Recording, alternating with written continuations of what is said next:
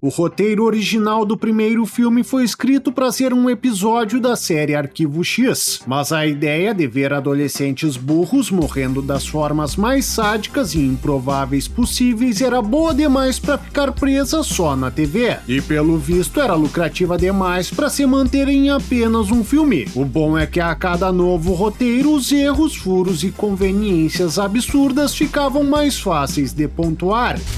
Então prepare um lanchinho e venha ver esse especial de Tudo de Errado com a franquia Premonição. Bora pro vídeo!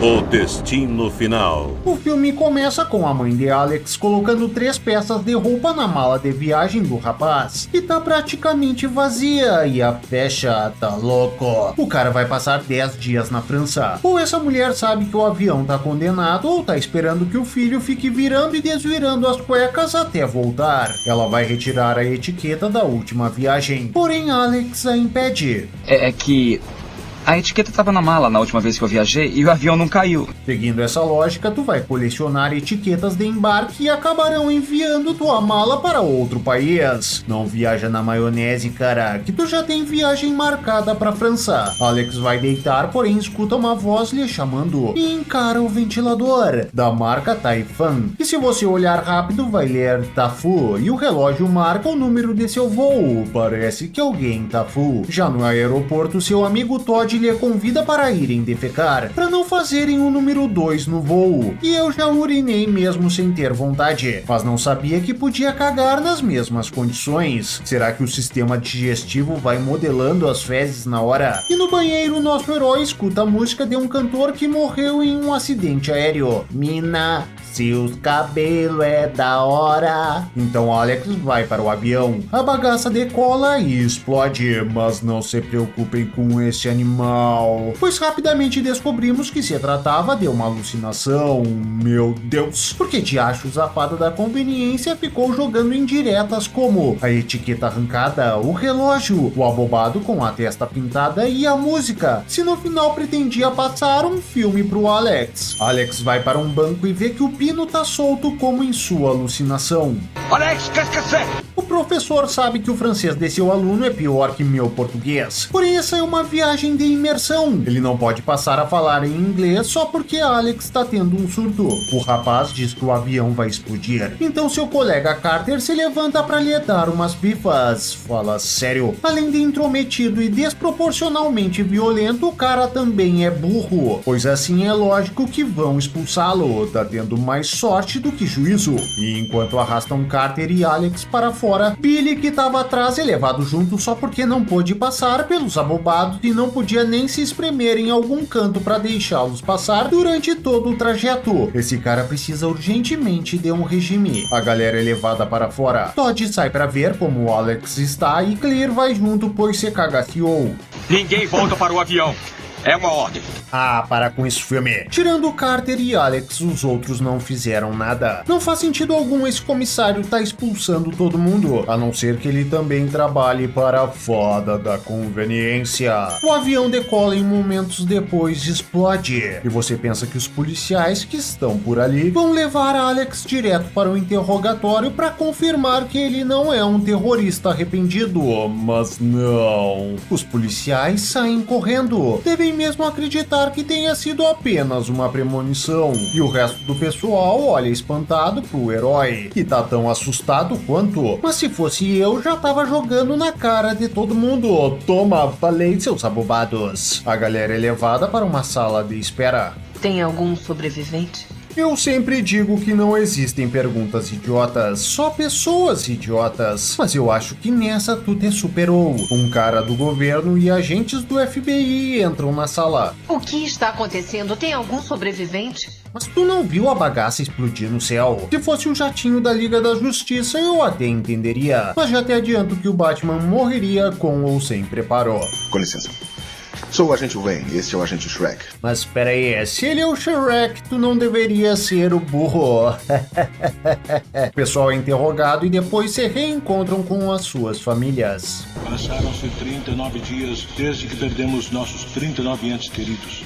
Westside, mas não foi isso que a jornalista nos disse.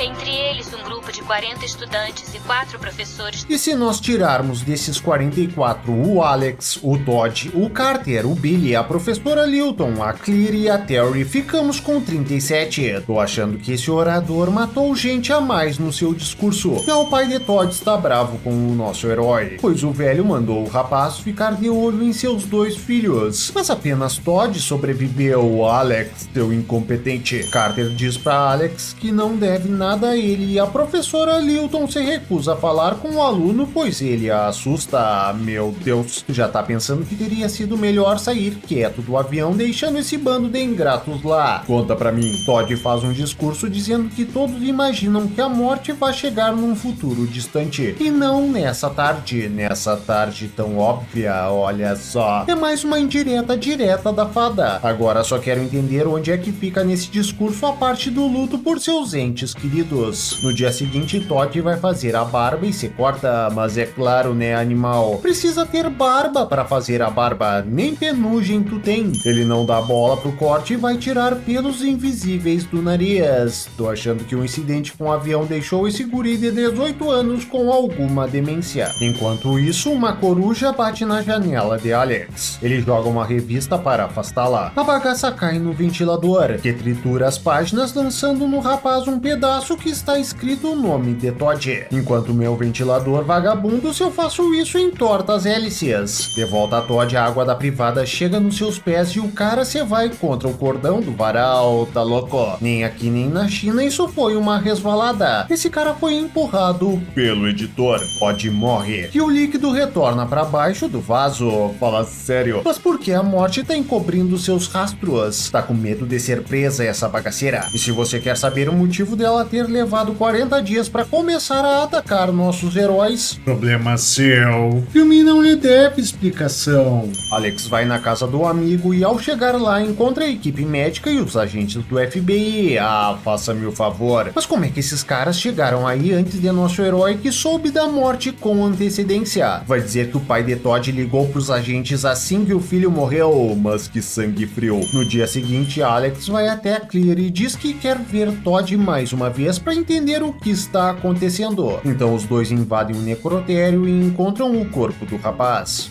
É ele.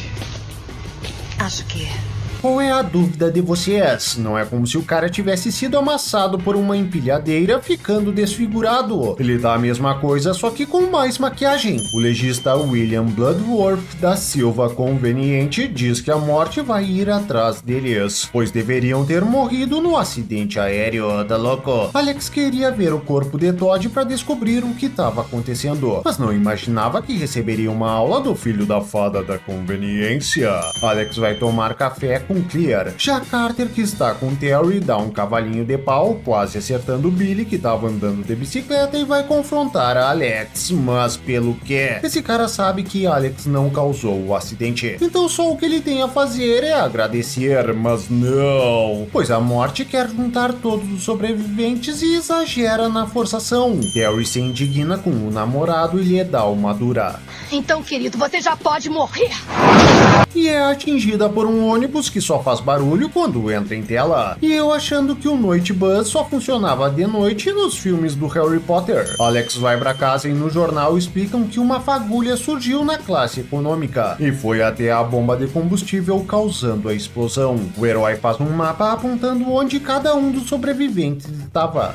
Estão morrendo na ordem que deviam ter morrido. Conta outra. Essa não é a ordem que eles morreram. Esse é simplesmente o percurso que a fagulha fez até chegar na bomba. Tanto que na tua visão, tu e Todd estão vivos até que as chamas da explosão os atingem. Seu teórico de Araque. Alex percebe que a professora é a próxima a morrer, fazendo você imaginar que ele vai ligar pra ela, que vai visitá-la, ou pedir para que um de seus amigos faça isso. Mas não. Ele fica espiando a mulher como um psicopata. cara. Parabéns. Lilton chama os agentes do FBI, que pegam Alex e levam o abobado embora. Já a professora coloca pra tocar o disco dos Mamonas, pois a morte tem uma tara por vira-vira, vai entender. Enquanto isso, os agentes do FBI dizem para Alex que eles sabem que ele não causou o acidente aéreo e que estavam prestes a mudar o foco das investigações. Mas quando os sobreviventes começaram a morrer, o rapaz virou suspeito de novo. Mas por que, meu Deus? As duas mortes não têm nem indícios de que o cara esteja envolvido.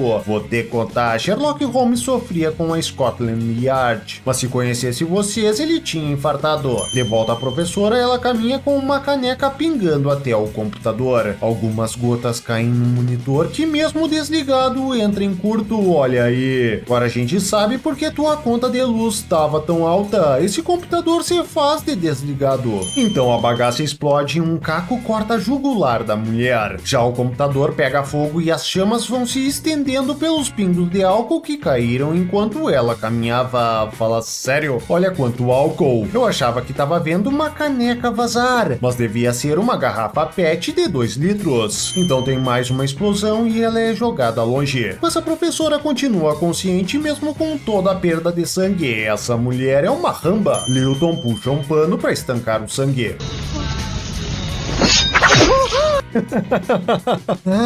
Era pra ser assustador. Mas o melhor de tudo é esse método ao estilo Esqueceram de Mim, que a morte usa pra levar suas vítimas. Pois se a bagaceira causasse um infarto ou mal súbito em nossos heróis, não teria graça. Ou seja, ela se dá a todo esse trabalho por nós. Que atenciosa. Então Alex entra na casa e eu aposto com você R$5 que ele é burro o suficiente pra pegar a faca. Ah, meu Deus, para Lilton. Muito bem, agora pode pagar no Valeu Demais. Não venha com desculpa. Alex sai da casa e a bagaça explode. Mas que isso? Tava vazando gás também? Nessa parte a morte foi discreta. No dia seguinte o FBI vai até Clear à procura de Alex. Então durante a noite a garota se encontra com Carter e Billy. E eles perguntam a ela o porquê da reunião. Porque estão me vigiando. Pra ver se vou até o Alex. É por isso que vai me levar a ele. Mas se estão te vigiando, como é que tu sabe que não te seguiram até aí? E se não te seguiram, por que diachos tu precisaria desses caras pra chegar até o Alex? E como é que tu sabe onde ele tá? Vocês não estavam se falando desde que a Terry morreu, fizeram as pazes e não nos contaram? Eles se reúnem com o herói. Carter enlouquece, dirige abobadamente e para na linha de trem. Os outros saem do carro. Já Carter, quando vai tirar o veículo, o carro morre. Alex vai tentar ajudá-lo, mas o trem passa por cima deles. Meu Deus, os abobados morreram. Claro que não, pois foram salvos entre os takes pelo editor. Ele começa a dizer que Carter está morto e que eles devem se afastar do abobado. Porém, o animal continua ali parado bem ao lado do trem. Façam o que eu falo, mas não façam o que eu faço.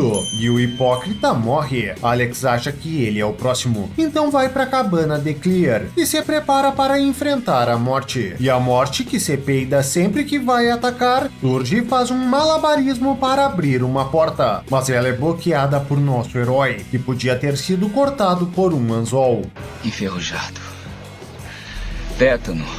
Ataque a morte queria te matar com tétano. Em que século ela acha que a gente tá? Se ele tá com a vacina em dia, eu acho que nem ia precisar de tratamento. Essa bagaceira tem que atualizar seus métodos. Porém, à noite, Alex percebe que a morte não tá vindo atrás dele, mas sim de Clear, pois Alex nunca trocou de lugar com as gurias que foram até ele. Ah, para com esse filme. Do que importa se trocou ou não trocou de lugar, se ele acabou saindo do avião. Sem contar que antes de sair, ele abandonou seu banco e foi pro banco das gurias. Então continua tudo na mesma. Sem contar que se tu não é o próximo, o que foi aquela visita da morte? Ela foi aí tomar um café por acaso? Que intimidade é essa? Alex sai da casa bem na hora em que a polícia está chegando. Ele vai em direção a um barco que tá virado e você acha que pelo menos um dos carros vai ir até ele, mas não. Pois recém lavaram as bagaças e não querem embarrá-las. Enquanto isso, Clear vai até seu cachorro que virou o refém da morte, que lança um varal de metal na mulher e acaba errando essa aí. Mas o que aconteceu com quem previa os mínimos movimentos? Vai amarelar pro interesse amoroso do protagonista, Já Alex acaba tropeçando, sai virando cambalhotas, mas para abruptamente a centímetros de ser empalado. Protagonismo é você. De volta a Clear, sua piscina arrebenta encharcando seus pés, fazendo você imaginar que com o cabo de energia a morte lhe eletrocutará. Mas não se preocupem com essa animal, pois a morte ataca lentamente e ela consegue sair da água. Te falo em timing perfeito. Enquanto isso, uma árvore é atingida por um raio e a bagaça cai sobre Alex. Tá louco? Mas a morte não atacava um de cada vez. Deve ter percebido que filme de terror é mais curto e tá acelerando o trabalho. O rapaz tem seu rosto mergulhado em uma poça d'água e não consegue tirar devido à árvore. Será que ele vai morrer? Claro que não, pois a árvore se apieda e o solta. Que atenciosa. E na próxima cena ele já tá na casa de Clear. Fala sério, os policiais saíram do mesmo lugar que ele pra ir aí, enquanto o Alex se afogava. Pelo visto, os caras pararam pra um cafezinho e o herói se teletransportou. Então, pra salvar Clear, Alex pega o cabo de energia e toma uma explosão na cara, tendo uma parada cardíaca, nos levando a crer que morreu, mas não, pois na cena seguinte já se passaram 6 meses e ele, Carter e Clear estão desembarcando na França, já que não há médico melhor que o editor. Mas pera aí, apesar da casa da professora ter explodido, a polícia encontrou a faca com as digitais de Alex. Encontraram sua pegada ao lado do corpo e a testemunha que disse tê-lo visto saindo da casa morreu no dia seguinte, e mesmo assim ele não foi condenado pela morte dela. Então tá bom. O trio sai pra beber e Alex percebe que a morte ainda quer pegá-lo. Olha aí, a morte ficou tão traumatizada que levou 6 meses pra voltar a atacá-los. Esse deve ter sido o tempo que ela passou em terapia. Alex sai dali, porém Clear tem uma premonição. E assim como o outro ônibus, esse só fez barulho quando surgiu em tela. Esses ônibus ninjas estão um terror. A bagaça bate e um letreiro vem em direção de Alex. Porém, Carter o salva e nosso herói diz que agora a morte o pulou. Então quem é o próximo? Cara, tu acabou de ver que depois dele era tu. A morte vai te matar por ser besta, olha aí. Ei. Premonição 2. O filme começa com um programa de TV teorizando sobre as mortes do filme anterior. Então o entrevistado, chamado Clodoaldo, afirma que Alex Brown estragou os planos da morte e por isso ela perseguiu os sobreviventes do acidente de avião para terminar o serviço. E o fato de que todos os sobreviventes morreram é sua prova disso. Mas Clear ainda tá viva. Tu tá tendo uma premonição que ela também vai morrer. E o apresentador acha a teoria de Clodoaldo um absurdo. Mas as pessoas morrem o tempo todo. Por que deveria ser diferente? Na mesma semana, Todd foi enforcado, Terry foi atropelada, Valéria foi explodida e Billy perdeu a cabeça. Tu tem razão, pessoas morrem o tempo todo. Tudo normal. Diz que devemos estar alertas todas as manhãs quando saímos de casa. É exatamente o que eu estou dizendo. Mas quem mora no Brasil sempre sai alerta de casa, isso não é novidade. O curioso é que esse abobado está afirmando que você deve se preocupar apenas ao sair de casa, quando no filme anterior 2 mortes aconteceram na residência das vítimas. Ele não deve ter pesquisado direito e tá achando que a morte é um vampiro. Porque no final ninguém pode fugir da morte. Então do que adianta tu fazer todo esse alarde? É só pra participar do programa? Já Kimberly sai de viagem com seus amigos quando recebe uma ligação de seu pai. O seu carro está vazando fluido de transmissão. Quero que verifique agora mesmo. Ah, faça-me o favor. O velho viu que a bagaça tava vazando assim que a guria saiu de casa. Então por que esperou ela buscar os amigos e pegar a estrada pra ligar? Ia deixar ela se arrebentar na viagem, mas pesou a consciência? Então do nada uma mulher mostra as tetas. O filme passado falhou nesse quesito, então eles quiseram preenchê-lo já nos primeiros minutos. Agora podemos voltar pra história. Godine se afoga e começa a tossir. Tem alguém tossindo? Por que não pode tossir no teu carro? Já começou o distanciamento social? Então Godine percebe que há uma viatura atrás deles. Manda Kimberly trocar de pista e ao tentar fazê-lo, a mulher quase se acidenta. Tá louco? Por que não podem ficar na frente da polícia? O policial tem olhos de águia pra ver que vocês não estão fumando um simples cigarro. Então o abobado vai jogar o cigarro fora. O lança no capô do carro ao lado, fazendo pegar fogo nas folhas presas no para-brisa. E pede para a mulher não contar para o policial. Fala Fala sério, é premonição ou férias frustradas? Olha só o cara, tá bebendo uma cerveja. Tu sabe que tem refrigerante e suco em garrafa de vidro, né? Ou será que desse ângulo, além de enxergar o motorista do caminhão, tu também viu o rótulo da garrafa? E que viagenzinha bem agitada é essa, hein? Gente paquerando, mulher mostrando silicones, gente bebendo e dirigindo, gente cheirando e dirigindo. Antes de chegar ao destino, vocês já vão ter um monte de história pra contar e ninguém vai acreditar.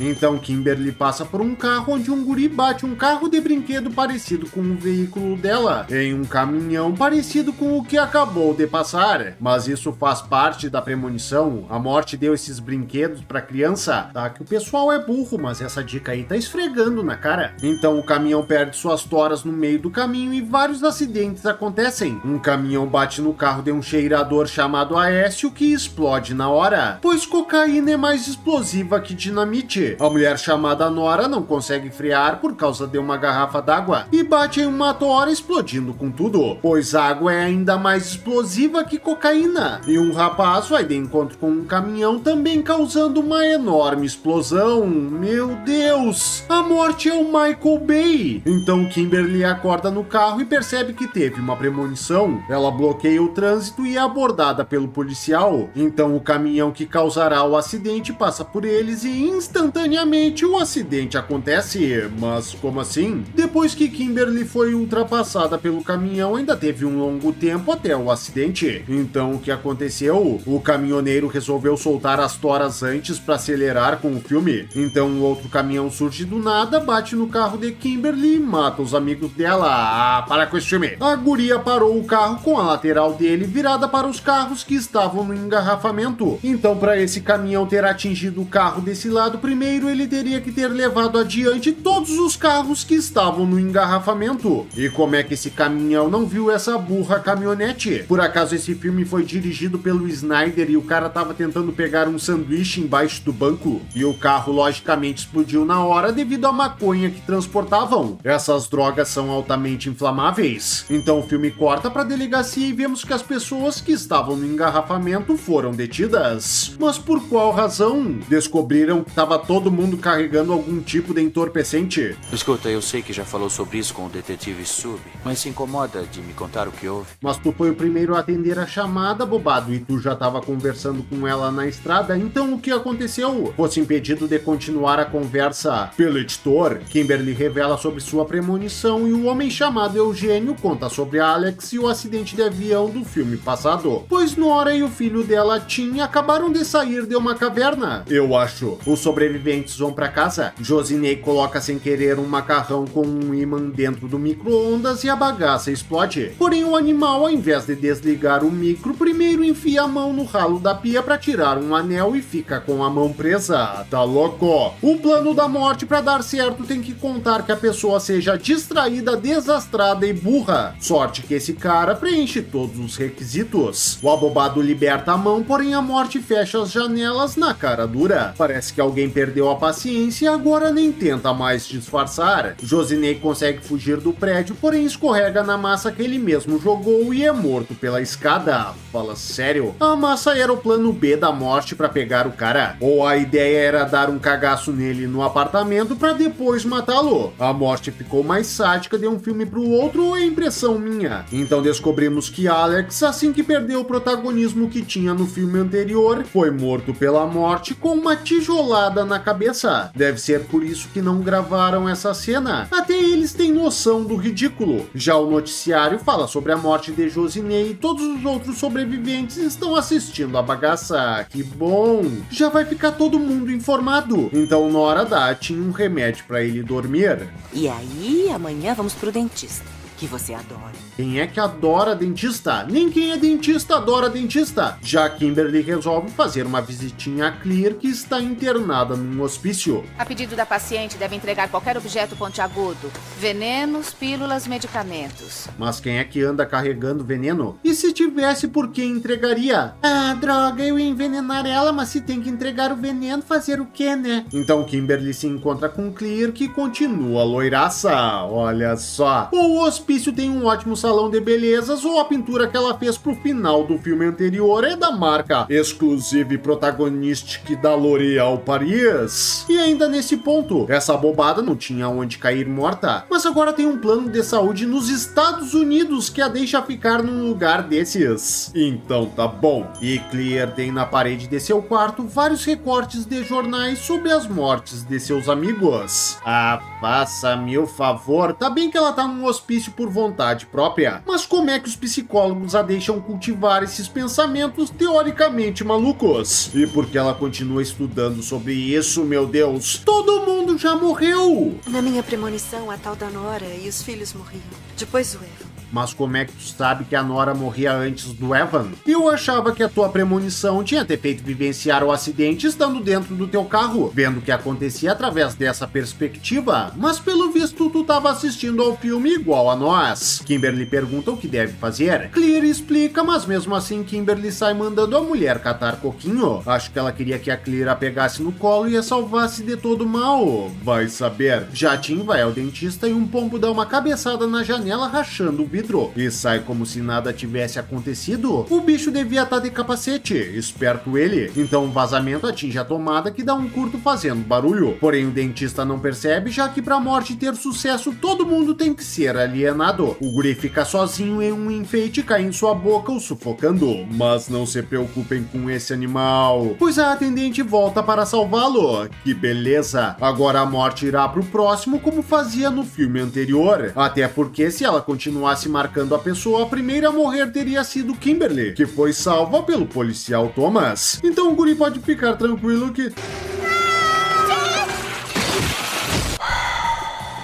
Mas o pior de tudo é que Kimberly gritou para terem cuidado com os pombos e o que o abobado faz? Invade uma área proibida para afugentar as aves, mesmo com os trabalhadores o alertando do perigo. Esse aí nem foi a morte que matou, ela deve ter mandado um estagiário. Então Kimberly vai para casa com o policial. De repente o quebra-sol cai e a mulher vê uma figura estranha. Porém é apenas Clear, o que significa que não foi a morte que fez isso, foi só o quebra-sol querendo aparecer. E se você quer saber como Clear descobriu onde Kimberly morava, problema seu. O filme não lhe deve explicação. Então eles vão falar com o legista William Bloodworth da Silva Conveniente, que está cuidando do corpo de Josinei. Viajamos muito para chegar aqui. Espera aí, vocês viajaram para chegar aí? Então quer dizer que a cidade em que o Josinei morreu não é a cidade que Kimberly mora? Porém William trabalha na cidade em que Clear morava, que deve ser a mesma em que ela estava internada. O que quer dizer que Clear viajou para a cidade de Kimberly para voltar para sua cidade e tudo no mesmo dia. Alguém me arranja um mapa. Então William dá umas dicas de bêbado. O pessoal sai para refletir e Clear entende o que o homem quis dizer. Eles precisam salvar Gertrudes, a mulher grávida que estava destinada a morrer no acidente, pois quando o filho dela nascer, a morte vai ter que reorganizar a sua agenda. Parece meio forçado, não acha? Só parece, mas o pior não é nem isso. A mulher já tá grávida de 9 meses. Como é que vocês não consideram que o bebê já esteja vivo? Até os abortistas mais rigorosos acham que vocês estão exagerando. A gente tem que encontrá-la e avisar do lago pra ela ficar viva até ter o bebê. Mas como é que tu vai avisar do lago? Oi, tudo bem? Não joga teu carro num lago, senão tu vai morrer, tá? E ainda nessa bobagem, por que tu teve essa premonição se ela só vai se confirmar no final do filme depois de todos já terem ido pro saco? Por acaso a fada da conveniência se enganou em que vídeo passar pra ti? Então o policial marca uma reunião com os sobreviventes e até a Aécio vai. Olha só, pelo visto não pegaram o cara com a cocaína, mas mesmo assim ele foi na delegacia e agora tá aí. Esse maluco ri na cara do perigo.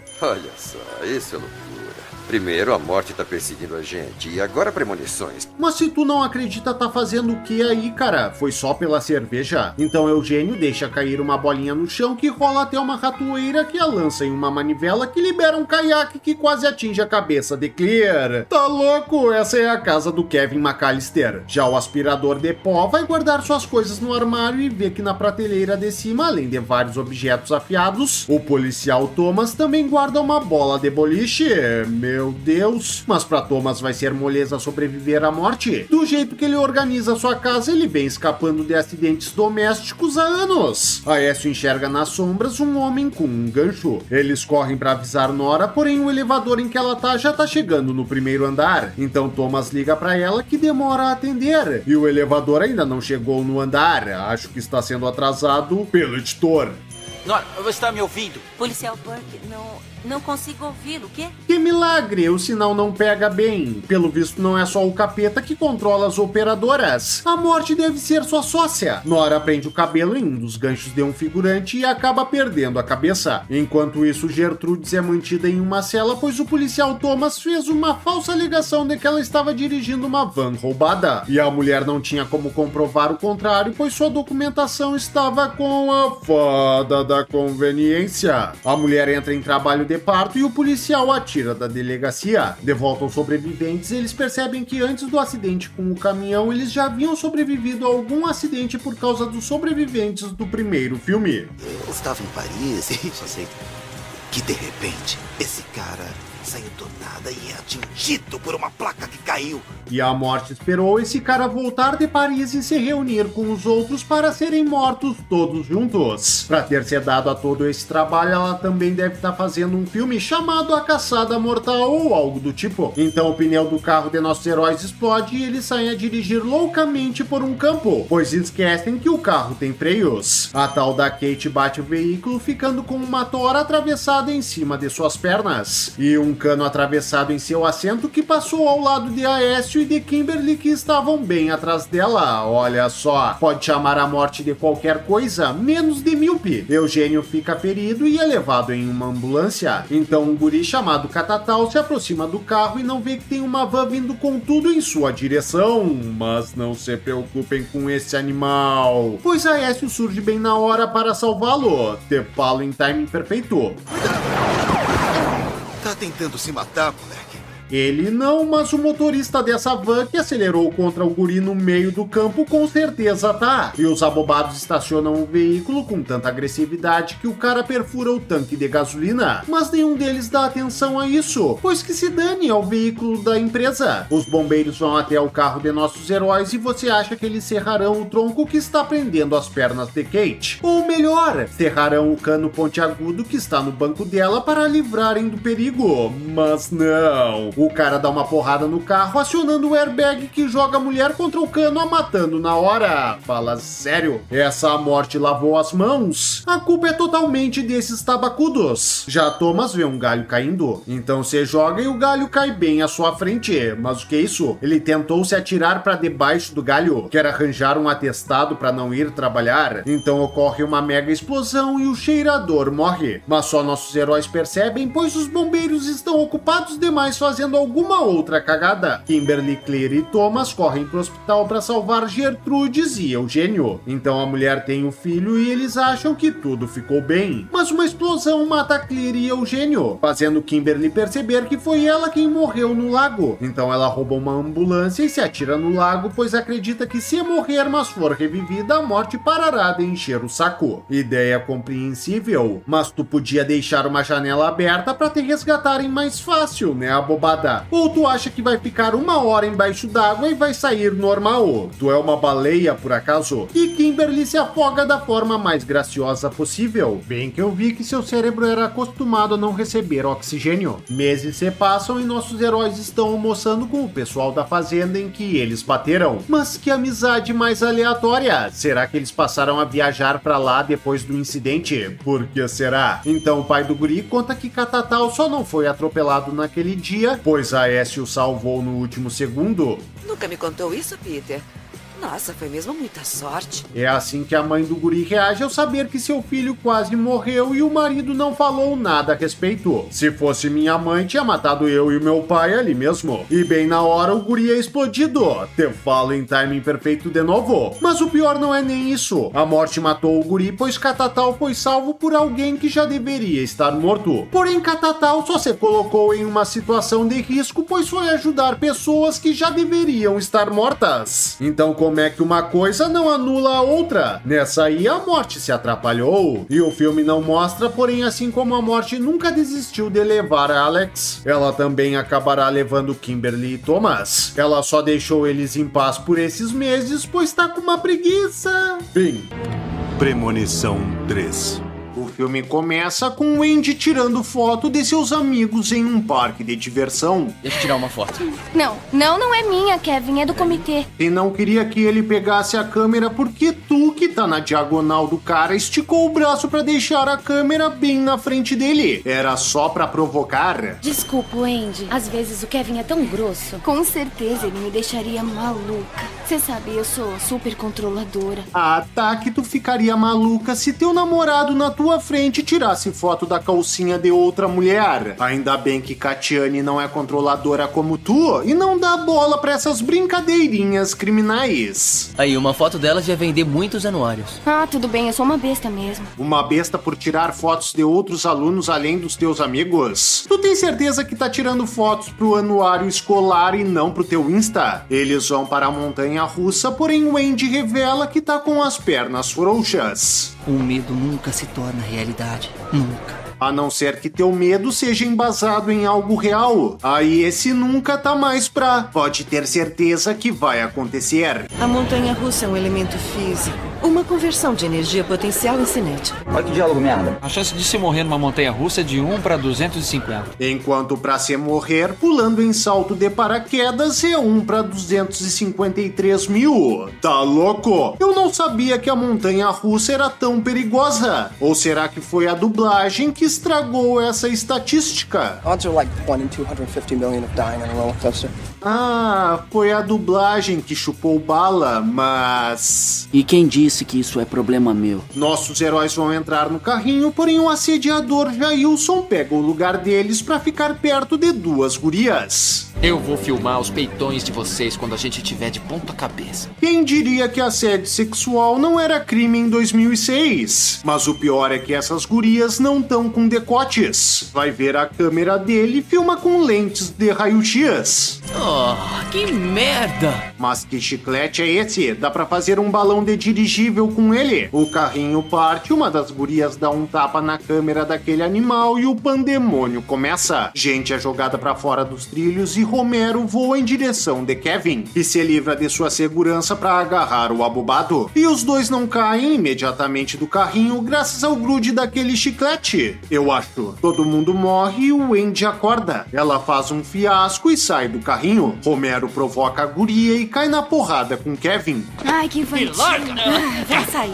Qual o sentido de vocês saírem se esses caras que estão brigando vão ser removidos do carrinho? Ah, claro. Perceberam que se ficarem não vão continuar no filme. Que ardilosas. Vai, deixa eu sair, eu quero saber se ela tá legal. Mas os caras não permitem, pois alguém relevante tem que morrer nessa história, não é mesmo? Wendy é tirada da atração. E se você quer saber como o acidente se repete assim como ela ouviu, se o Jailson não estava no carrinho para ter sua câmera derrubada para dar início ao descarrilamento, problema seu. O filme não lhe deve explicação. Dias se passam e o Andy vai pegar seu diploma, caminhando na chuva feito um pobre bicho. Tô triste. Kevin vai até ela e conta que esse não é o primeiro filme da franquia. 7 pessoas saíram do avião.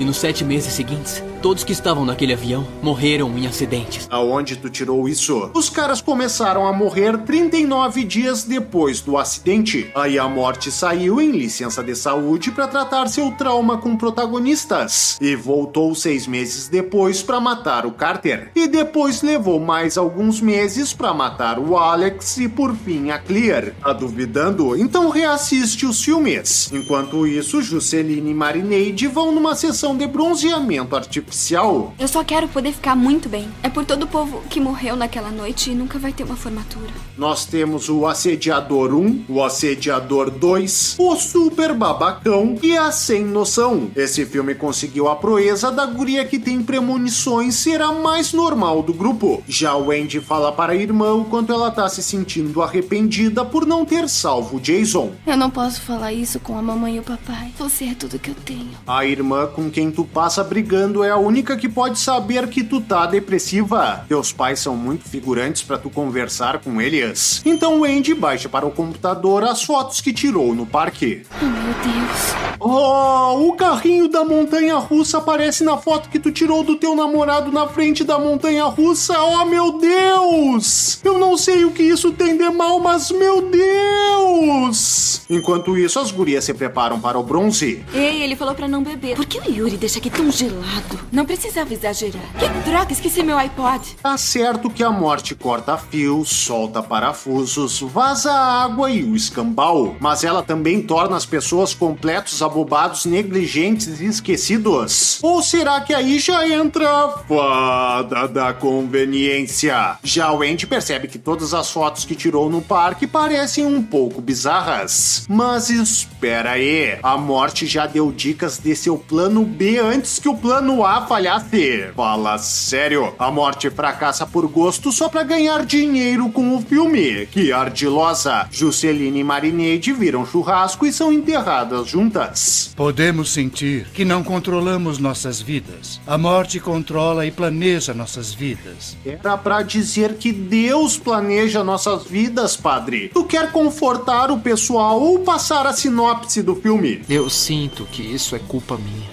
Eu só consigo ver os peitos das mulheres. Olha que diálogo merda. Aí, se um dia você vier no meu enterro, me traz um videogame. Pelo menos eu vou ter o que fazer. Mas tu já vai ter o que fazer. Tu vai estar sendo enterrado. Eu acho o máximo que todos vocês tentem largar uma frase engraçada ou de impacto. Mas que tal se limitar a frases que façam sentido? O Andy liga para Kevin, que pergunta por que ela assistiu ao funeral de tão longe. Não queria deixar ninguém nervoso por eu estar lá. Mas quem é que se importa tanto assim contigo? Tirando o Kevin, ninguém deu muita bola pra tua premonição e só ficaram te encarando quando tu foi na escola porque tu parecia o cachorro caramelo andando na chuva. Pra mim, tu confundiu a tua história com a do Alex. Então ela mostra a última foto tirada do presidente Lincoln. A placa fotográfica quebrou, causando uma linha que não pôde ser tirada. Exatamente onde ele foi baleado. Se ele morreu sendo baleado no cabelo, meu Deus! Se Lincoln fosse careca, ele teria sobrevivido. A manual não pode deixar que as pessoas descubram sobre isso. O Andy mostra mais fotos para Kevin, porém ele afirma que tudo aquilo é bobagem. Eu acho que veio me mostrar porque sou o responsável de colocar isso na sua cabeça. Exatamente. Agora quem é que foi o responsável por tirar isso da tua cabeça? Quando a morte das gurias confirmou o que tu havia afirmado para o Andy. O Andy mostra as fotos que tirou no parque de diversão e acaba convencendo Kevin.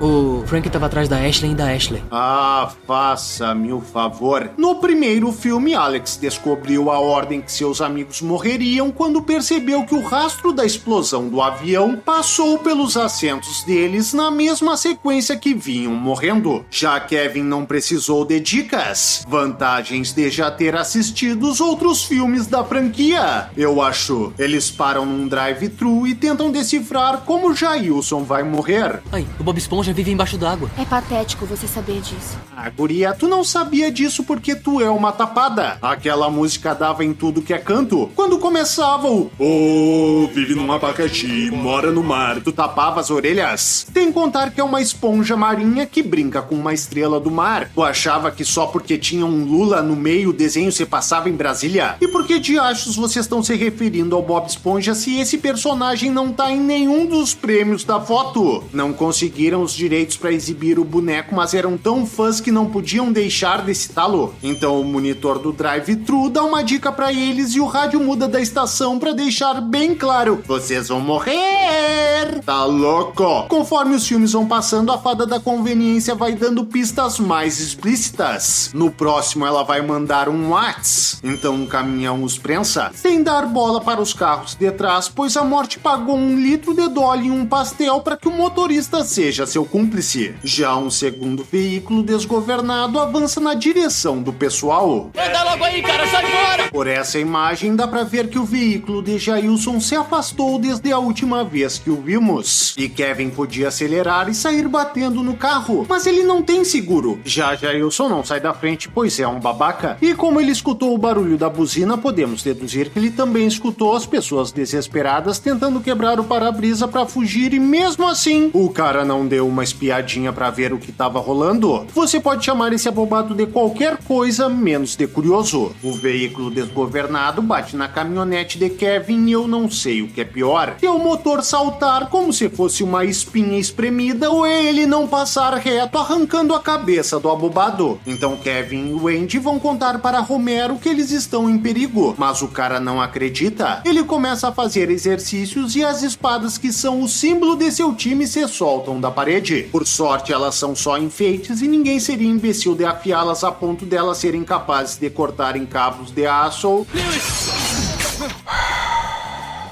Então Romero puxa o aparelho novamente e tem a cabeça esmagada. Fala sério, onde é que tá o tal cabo nessa imagem e por que essas anilhas seriam separadas por ele quando tem uma estrutura metálica que já faz isso? Explica essa, Mr. M fisiculturista. Nossos heróis saem dali e vão correndo falar com Shailani.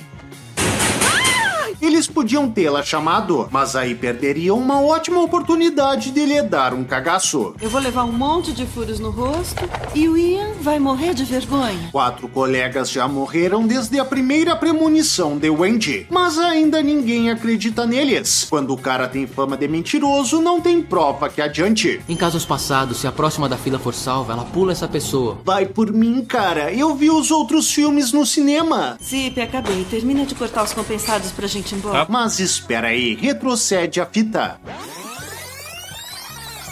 Depois que eu arrumar as coisas que esses clientes idiotas não conseguem pôr de volta nas prateleiras, a gente cai fora daqui, falou? Então por que tu tá inventando tarefa pro cara agora? A morte te transformou em uma workaholic, por acaso? Sidney começa a tirar onda com a cara dos amigos, porém a morte aparece e mata Shailani. Cadê aquela risadinha agora, hein, abobado? Então Kevin e Wendy são levados a uma delegacia e ao serem liberados, o rapaz percebe que ele será o próximo. Tem certeza que não devemos ficar juntos? Calma, vai ser só por algumas horas. Ah, para com isso, filme. Desde o começo, Kevin tá tão cagaciado que passou a usar fraldas. E vocês querem que a gente acredite que agora que é a vez dele ir pro saco, ele vai se separar da única pessoa que pode lhe salvar? Então tá bom. Já Wendy vê em uma das fotos do parque de diversão que sua irmã estava no carrinho e foi uma das pessoas que saiu graças à sua premonição. Porém, quando a guria foi vista no parque, ela estava com 2 amigas e não apenas uma. E nenhuma delas vestia esse casaco com capuz. Então aposto que para entrar no carrinho ela recebeu esse presente do editor. Agora, por que diachos essa bobada se disfarçou para entrar no carrinho se o Wendy já havia lhe visto e tirado uma foto dela? Será que ela estava se escondendo de algum agiota? Só pode ser. Afinal, se ela estivesse se escondendo de Wendy, por que iria pro mesmo brinquedo da irmã na mesma hora? Wendy vai até a janela e vê Julinha entrando em um carro, fazendo você pensar que Wendy abrirá a janela e gritará para a irmã esperar. Mas não. Wendy não tem tomado seu própolis. Imagina se ela grita e fica rouca. Então Wendy liga pra Julinha, mas a ligação cai direto na caixa postal, pois quando não é o capeta que controla as operadoras, é a morte. Eu acho. Wendy liga pra Kevin, revela suas suspeitas e diz que a irmã foi à festa do bicentenário. Eu tô aqui trabalhando de segurança. Olha só. Se te perguntassem o que você faria se soubesse que hoje poderia ser o último dia de sua vida, garanto que você daria 1000 respostas e nenhuma delas seria: eu iria trabalhar. Eu falo em vagabundagem. E o emprego que Kevin aceitou foi logo no mesmo lugar que está indo a próxima vítima da morte. Quem é que ia esperar que o RH da empresa fosse a fada da conveniência? Kevin fala para Wendy procurar na foto dela pistas de como irá morrer. Espera, McKinley. O Ian? Ele tá na foto? Que maravilha que o suposto assassino da guria tem o mesmo nome do colégio. E ele ressaltou isso mais cedo para que todos soubessem. Será que o planejamento da morte começou no batizado ou na fundação da escola? Wendy fala para Kevin que ele vai morrer com uma luz nas fuças e parte para encontrá-lo. Já o rapaz vai falar com Julinha, que foge dele, e não tente procurar um motivo para esse piti, pois ela é uma rebelde e rebeldes cometem rebeldias que nós não rebelados não entendemos. Um cavalo se solta e sai correndo. Uma corda presa ao bicho se enrola no pescoço de Julinha e leva a tabacuda de arrasto. Ela vai em direção a uns espetos, mas não se preocupem com essa animal, pois na última hora Kevin consegue cortar a corda. Vale um timing perfeito. E que espada mais bem afiada é essa? Eu achava que era só um utensílio do figurino do artista, mas pelo visto o cara também a usa para cortar as carnes do churrasco. Já os policiais atam o cavalo enlouquecido em uma reles bandeira. E a essa altura, por que não? Mas o pior de tudo é que o cavalo só dá uma puxadinha na bagaça e ela voa para matar Sakura. Se colocarem esse bicho no arremesso de dardos das Olimpíadas, já pode entregar o ouro para ele. Wendy, por sua vez, salva a vida de Kevin. E Julinha se une aos nossos heróis sem perder um segundo sequer com a amiga que acabou de ser morta. Afinal, Sakura era só uma figurante sem fala. Por que se importar? A gente tem que sair daqui agora. É mais seguro na tenda de primeiros socorros. Na verdade, é mais seguro com os trocentos policiais. Mas ei, não vamos deixar os figurantes roubarem o show. Wendy escapa de fogos de artifício e Sidney acaba morto. 5 meses depois. Ao matar Sidney, a morte reiniciou seu ciclo de matança, mas resolveu fazer uma pausa de 5 meses, pois deu uma preguiça. Wendy anda de trem, enquanto na estação Ronaldo aparece, dá uma mordida num chocolate e o joga quase inteiro no chão. Será que lembrou que tá de dieta? Wendy percebe que há algo de errado, tenta sair do trem, mas sua irmã surge e ela descobre que Kevin tá ali também. Onde você pegou esse trem? Na nossa cidade. Tu tá aí todo esse tempo? E o Wendy, que tava nesse vagão olhando pra todos os lados em busca de pistas, não te viu antes. Que curioso. Wendy tem uma visão do trem descarrilhando e tenta sair pela porta do veículo em movimento. Quer escapar do descarrilamento lixando a cara na parede. Parabéns! Então Kevin avisa que o botão de emergência não tá funcionando. Meu Deus! Corta logo daí, editor! Fim. Premonição 4. O filme começa com a turma de Nick assistindo a uma corrida do Trovão McQueen. Aí, cara, minha namorada pode usar os seus binóculos?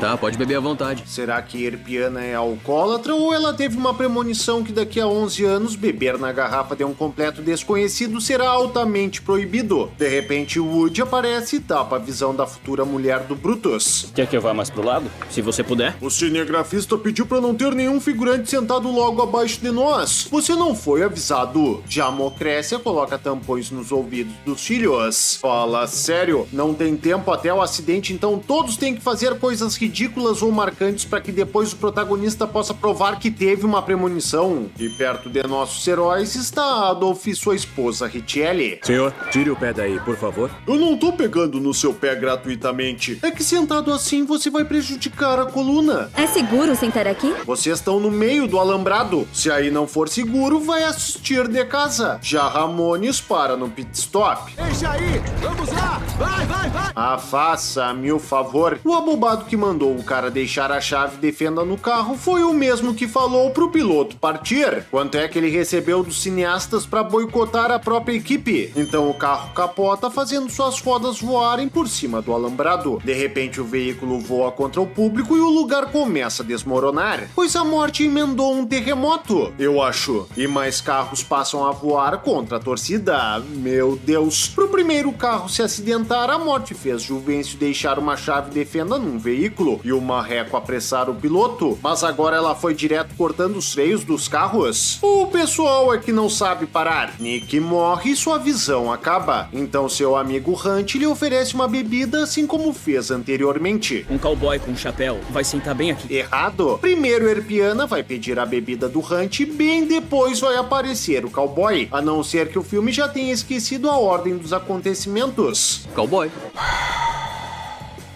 Nick tenta avisar sobre o acidente, acaba caindo sobre Paulão e começa uma confusão. Ele sai correndo, sendo perseguido pelos demais. Mas o melhor de tudo é que, por causa da briga, os filhos de Democrécia correm para outro canto e a mulher vai atrás com o marido. Acho que as crianças perceberam que para continuar no filme tinham que vazar. Já Nick e os outros chegam à rua. Eu vou dar um grande acidente. É daquele acidente que eu tô falando. Eu não acredito. É só por isso que eu vim ver essa coisa de caipira. Hunt tá vendo várias pessoas partirem desesperadas e fica sentido por não estar no meio delas, pois queria ter a chance de ser pisoteado. Erpiana tá vendo tudo o que Nick acabou de falar se confirmar e ainda diz que eles enlouqueceram. Acho que quando ela perder a cabeça vai continuar viva, pois não tem nada ali mesmo. A mulher morre e nossos heróis vão a uma cafeteria. Morte por cafeína. Ah, para com isso, filme. Quem é que coloca um nome desses em seu estabelecimento? Se fosse uma sorveteria, se chamaria como? Diabetes. Nossos heróis conversam no bar quando inicia uma reportagem sobre o acidente. Até agora o número de mortos é de 52. Haverá um memorial amanhã à noite na pista de corrida McKinley. A TV tava no mudo, mas percebeu que essas duas informações seriam de interesse dos protagonistas e elevou seu volume sozinha. Que atenciosa! E que memorial bem rápido, hein? Ainda nem terminaram de recolher os corpos. Vai ter sobreviventes em meio aos escombros escutando vocês velando por eles ao invés de procurá-los. Então Lori sugere que eles devem ir ao memorial. Vai, Janet. Pode beijar. A escolha é sua, cara ou coroa. Mas por que tu vai tirar na moeda com a Janete se é a Lori que quer ir no memorial? Batesse a cabeça na saída da corrida. Nick vai dormir, então sonha com uma casa, uma cruz, uma ferradura, correntes e um gancho. Eu acabei de ter um pesadelo horrível, mas parecia real. Não foi terrível. E não parecia real. Já Adolf se embebeda e decide matar o segurança Clodoaldo. Ele chega na casa do abobado, então a morte derruba latas de cerveja no câmbio do carro para colocar no ponto morto e faz o caminhão guincho partir. Mas se ela pode tocar nas coisas, para que usar as latas para acionar o câmbio? O guincho prende na perna de Adolf, que começa a queimar. O caminhão pega fogo e explode. Então a cabeça de Adolf, que estava a uma boa distância do veículo, se desprende do corpo e voa em direção de Clodoaldo, pois como sabemos, nossa cabeça é que nem rolha de champanhe. Qualquer pressão voa longe. O incidente aparece na TV e Lori mostra para Nick. Quer ouvir uma coisa bizarra? Eu já vi aquela porta antes. Quer ouvir uma coisa ainda mais bizarra? O acidente do cara foi na rua envolvendo um caminhão guincho e eles estão filmando uma porta. Enquanto isso, os filhos Democrécia, Enzo e Manuel atiram pedras em uma placa. Ei, por acaso vocês são idiotas, é? Falou o cara que tá fumando em cima de um tanque de gasolina. Será que a moral do filme é que a morte pune os imbecis? Já a Mocrécia entra em uma clínica de beleza para passar por um procedimento estético. Não recebeu nosso recado? Alguém morreu no bairro dele. Ah, tá de sacanagem comigo. Chefe, não posso trabalhar hoje. Morreu uma pessoa próxima de mim. Próxima? Foi a tua mãe? Teu pai? Não, próximo no sentido de localização. Foi no meu bairro. A mulher corta o cabelo, seus filhos aparecem correndo com milkshakes e caem com os copos, fazendo a maior lambança no chão. Mas não em cima deles, pois essas roupas devem ser antiaderentes. Vai saber. Vamos lá, meninos, vem. Anda logo. O que eles estão esperando? Ah, estavam esperando a mãe ser morta, agora tá explicado. Já nossos heróis descobrem que Mocrécia morreu. Eles se reúnem, Nick conta sobre a pesquisa que fez com Lori, mas tanto Janete quanto Hunt saem sem se aprofundar no assunto. Nossos amigos acham que estamos loucos. Talvez a gente esteja. Como talvez vocês estejam? Todas as tuas premonições se concretizaram. Que mais provas tu quer? Talvez seja só alguma coincidência estranha. Coincidência que tu tenha sonhado exatamente com os objetos que indicavam aonde e como cada pessoa morreria? Claro. Por que não? Nick tem mais uma premonição e decide voltar ao autódromo para tentar lembrar a ordem em que as pessoas morreram. O segurança os apanha, mas acredita em Nick. Ele mostra as filmagens do incidente, permitindo ao herói descobrir que o próximo a morrer será o mecânico. Não sabemos nada sobre ele. A gente sabe sim, sabe onde ele trabalha. Olha só, ele trabalha na oficina da conveniência. Então eles vão na oficina encontrando os mecânicos soldando e saltando labaredas, tendo por perto um galão de gasolina. Tá louco? Tem alguém aí que não viva caminhando na beira do precipício? Parece até que a morte já levou todos os fiscais e por isso não existe mais segurança do trabalho. Lori se assusta, derruba uma plataforma e Paulão sai de debaixo dela. Mas como assim? Ele teve reflexos ninja pra se deitar no susto ou foi salvo pelo editor? Eles contam para o abobado sobre o que tá acontecendo e de repente uma van desgovernada avança em sua direção, parando no último segundo. Meu Deus, a Morte esqueceu da cordinha ou ela gosta de deixar as pessoas com um gostinho de escape antes de matá-las? O abobado acaba morto e nossos heróis discutem sobre o que devem fazer a seguir. Precisamos avisar os seus amigos. Como? Tu já ouviu falar de telefone, mas também pode ser presencialmente. Ou eles já foram pro Japão? Então Clodoaldo pergunta quem será o próximo. Os dois morrem com o desabamento, eu não sei. Um deles morreria primeiro, mesmo que tivesse a diferença de 1 segundo. Mas se tá os dois embaixo de uma pedra, fica difícil dizer, né, abobada? Sem contar que diferença isso faz. É só alertar os dois, então pra que ficar perdendo tempo? Enquanto isso, o Hunt tá descabelando o palhaço. Já faz uns 4 minutos que eu terminei. Olha só, o cara tem orgulho de ter ejaculação precoce. Que curioso. Nick tenta avisar o amigo pra ficar longe de água. Porém, uma criança molha o celular de Hunt que para de funcionar e eu não sei o que é pior. Se é 3 gotinhas já terem estragado a bagaça ou se é o guri arriscar tomar uma surra só pra colaborar com os planos da Morte. Será que ele tá no programa Jovem Aprendiz? Hunt pega a arminha da criança e ao colocar em cima de uma máquina aciona sem querer a drenagem da piscina. Mas uma máquina dessas não devia ficar dentro da sala das máquinas. O pedreiro ficou de terminar a obra e nunca mais apareceu. Já a Janete recebe uma ligação de Lori. Oi, Lori, eu tô num lava rápido, eu te ligo depois. Ah, não força a amizade, filme. Por estar num lava rápido, onde ela nem precisa dirigir, já que os trilhos conduzem o veículo, é que ela podia ficar despreocupada pra falar ao celular. Sem contar que ela sabe que seus amigos estão investigando as mortes das pessoas que estavam no autódromo. Então que descaso todo é esse? Sabe onde tem um lava rápido por aqui? Sei, sim, tem um bem ali na frente. É o lava rápido da fada da conveniência. O elenco principal vai sempre lá.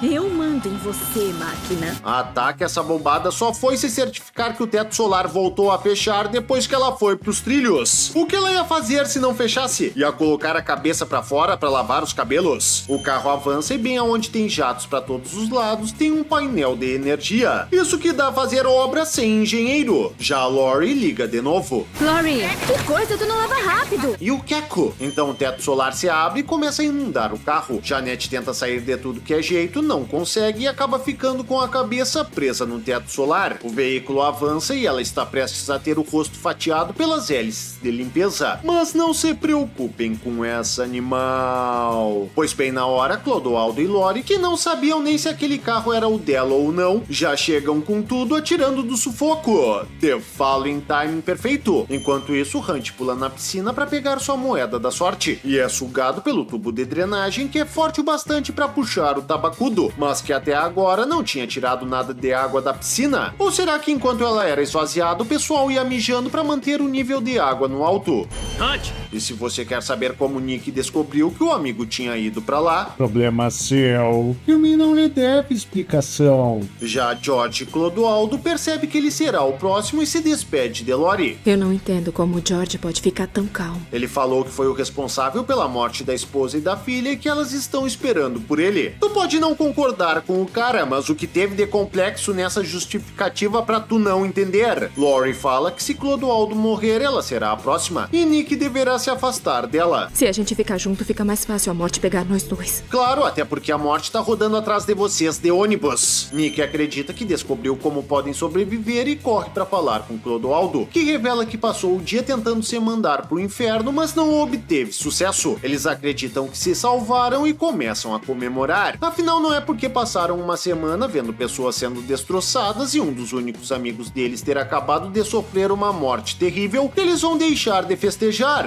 não é mesmo? Nick decide viajar com Lori, porém descobre que Woody está vivo e que ele é o próximo na lista da morte. Então ele corre pro hospital junto com Clodoaldo. Seu Oswaldo, por sua vez, espera Shaolin preparar sua banheira. Vá para a fisioterapia sala 3 agora. Eu disse agora. Larga esse velho preso e se borrando mesmo. Ele é do SUS, não quero nem saber. Já o Woody, que está no quarto abaixo, se acorda graças à infiltração do teto que molha seu rosto e seus aparelhos. E nenhum enfermeiro dá bola pra água vazando por baixo da porta do banheiro, pois acham que é só a tia da limpeza exagerando na água de novo. Woody é esmagado pela banheira enquanto Lori passeia pelo shopping. Ainda tem uns 45 minutos antes do filme começar. Mas espera aí, retrocede a fita.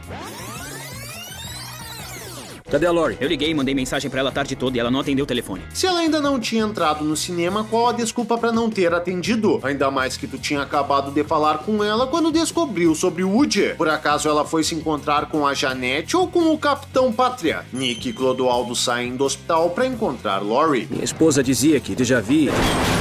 E Clodoaldo foi ficando pra trás enquanto caminhavam pra ser atropelado sozinho. Que atencioso! Agora como é que esses abobados não viram essa ambulância vindo a 1000 por hora? Por acaso ela foi teletransportada pelo editor e o motorista da ambulância, que deve ser um paramédico, sequer sai do veículo, pois não quer que seu rosto seja registrado pelas câmeras do cinegrafista. De volta a Lori e Janete, elas compram os ingressos pro cinema. 2 ingressos para o Amor Mata. A mulher acabou de passar por experiências traumáticas e o primeiro filme que ela vai assistir tem esse título. Qual vai ser o próximo? A Morte Te Dá Parabéns. Lori começa a assistir ao filme e vê os padrões que ocorreram no autódromo se repetirem no cinema. Então avisa sua amiga. Lori, acabou. Não vai acontecer nada. Tem algo errado. É verdade, a pessoa do meu lado não para de falar. Não, é sério. Essa mulher não foi salva pela amiga depois de ter feito pouco caso das premonições do Nick. Parece aquela ovelha que é tirada do buraco e se joga na bagaça de novo. Já Nick passa de sala em sala chamando por Lori e escutando ofertas de fruteira em resposta. Vai tomate cru! Menos mal que o único segurança aí só se preocupa com os abobados que colocam os pés na cadeira dos outros. Então ele encontra a namorada e eles tentam convencer Janete a partir com eles. Pois nessa sessão todos compraram um balde de pipocas e de chá de camomila. Vocês dois são loucos. Não é porque todas as premonições do Nick se realizaram e o fato de vocês terem me salvado graças a elas que eu vou começar a acreditar que vocês não estão malucos. E bem quando a bomba do filme explode, o cinema também explode.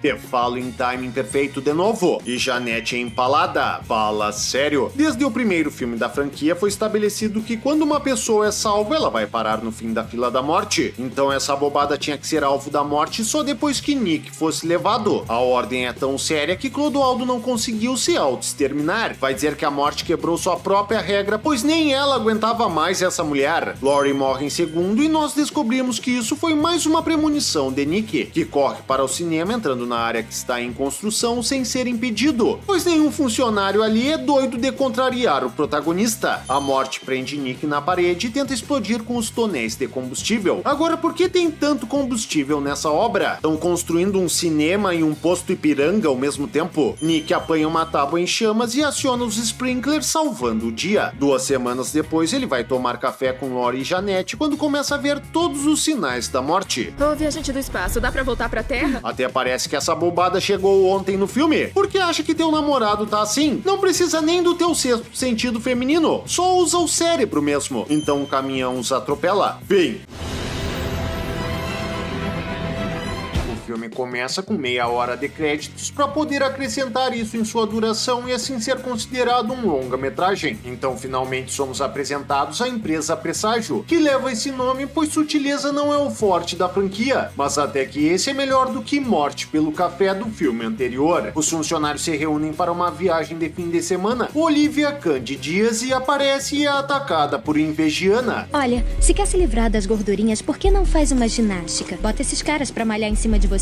Tirando o fato de cada personagem ser uma caricatura, se quem vai malhar são os caras, como é que ela vai perder as gordurinhas? Sem contar que gordurinha essa bobada tem? Já Isaac vai falar com Molly que acabou de dar um pé na bunda de Sam, mas o abobado é interrompido por uma ligação. Não me fala que é Kimberly de terça passada. Não, eu me lembro de você. É aquela cheinha, né? E o filme quer que a gente acredite que esse cara boa pinta sarado e com esse baita papo é um pegador. Então tá bom. Já Sam, que acabou de tomar um pé na bunda, vai com Nathan para o ônibus. Cuidado onde pisa. Você vem ou não? Essa mensagem tem em tudo que é ônibus, mas Sam é playboy e sempre andou de carro, por isso fica em alerta ao lê-la. Nossos heróis partem e ao chegarem numa ponte, a bagaça começa a desmoronar bem em frente ao ônibus, sem que o peso do veículo faça o chão logo abaixo também ceder, pois a morte quer dar uma chance de todos descerem. Que atenciosa! Mas o pior de tudo é Invejiana, que ao descer inclina o corpo para ir em direção do desmoronamento e por isso tropeça. Tá louco? Não avisaram pra ela em que lado aplicariam os efeitos especiais. A mulher despenca junto com parte da ponte e é empalada por um barco, que não sofreu com os detritos que caíram da ponte, pois o concreto conseguiu desviar pra cair na água em segurança.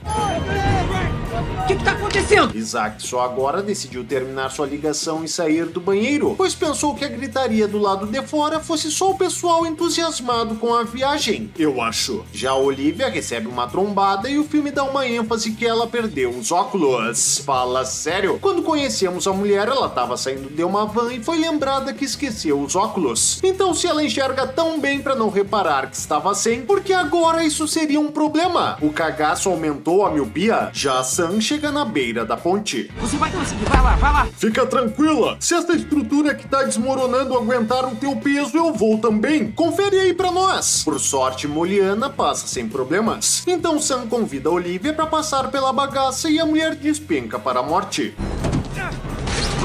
Mas por que o Peter já não tava com esse abobado se eles saíram juntos? Parou no meio do caminho para descansar? Então os dois pulam para uma grade, porém acabam mortos e Sam acorda no ônibus. O herói avisa o pessoal que eles devem partir e sai correndo. Outros também descem e a ponte começa a colapsar e despenca muito mais rápido do que na visão do Sam, pois como só figurantes ficaram para trás, a morte fica até sem vontade de brincar. Sam é interrogado pelo FBI, que acredita que ele possa ter alguma responsabilidade na queda da ponte e por isso sabia que a queda aconteceria. Ele acaba sendo liberado e vai pro velório de seus colegas, que está sendo noticiado. Entre os sobreviventes estão 8 funcionários da indústria Presage. Outros 17 empregados morreram no desabamento. Mas espera aí, 8 sobreviveram e 17 morreram, isso dá 25 pessoas. Porém no ônibus, se incluirmos o motorista na lista, daria apenas 21 pessoas. Esse filme tá tão parecido com o primeiro que até os erros matemáticos eles copiaram. E apesar de estarem sendo chamados de os 8 sortudos, os empregados sobreviventes agora vão ter que enfrentar um futuro incerto. E eu digo isso pois assisti os outros filmes e acho que eles só adiaram o inevitável. Então o chefe da empresa começa a homenagem aos mortos. Hoje olho nos rostos de vocês e vejo familiares, amigos. Mas aqueles que nos deixaram na ponte naquele dia eram mais do que isso. Mas o que seria mais do que família e amigos? Tu coloca colegas de trabalho no topo da tua lista de entes queridos? Só podia ser o amigo do Michael Scott mesmo. O pessoal sai do velório e a morte os marca na paleta. Ela vai atrás da Invegiana e joga um parafuso na trave de equilíbrio em que a mulher tá praticando, mas não a atinge. E quando tenta eletrocutá-la, ela deixa cair uma toalha na água antes de ser molhada. Aposto que a morte não sabia que a guria tinha ao lado dela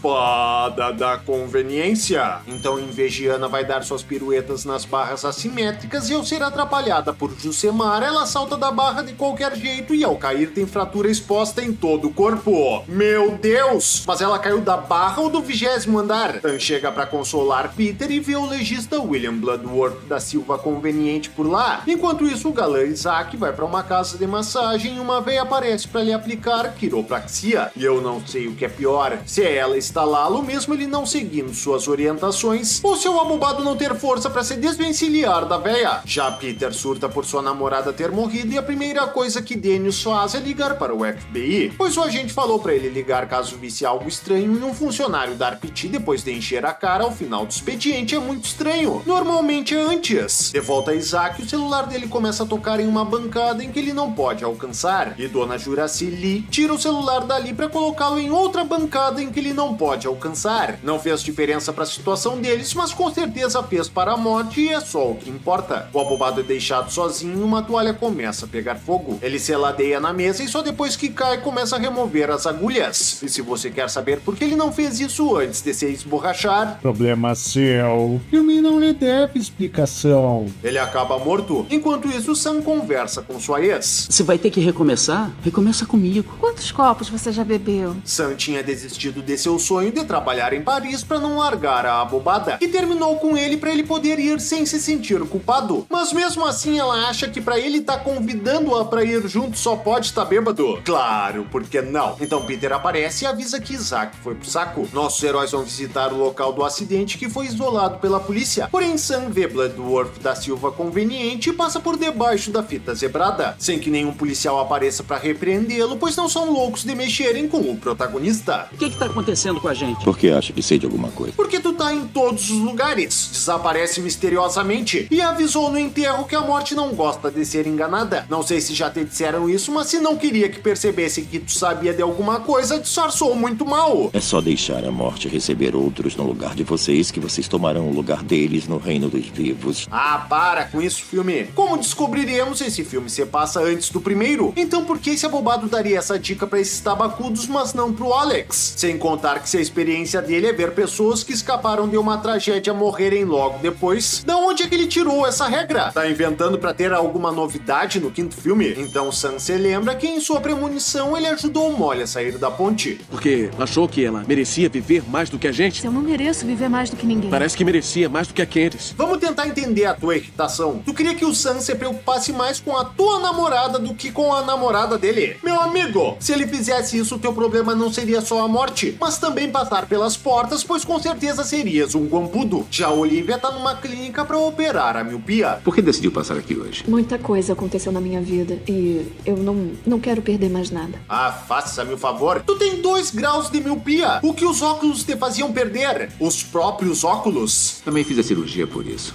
Eu também fiz a cirurgia por esse motivo genérico e sem sentido que você deu. Então o médico prepara a mulher na mesa de cirurgia e percebe que sua assistente não completou a ficha dela. Sem problemas, é algo que pode ser feito depois. Ainda mais que a paciente está extremamente nervosa. Ele não vai deixá-la sozinha, presa e com o olho arregaçado só pra... Eu já volto.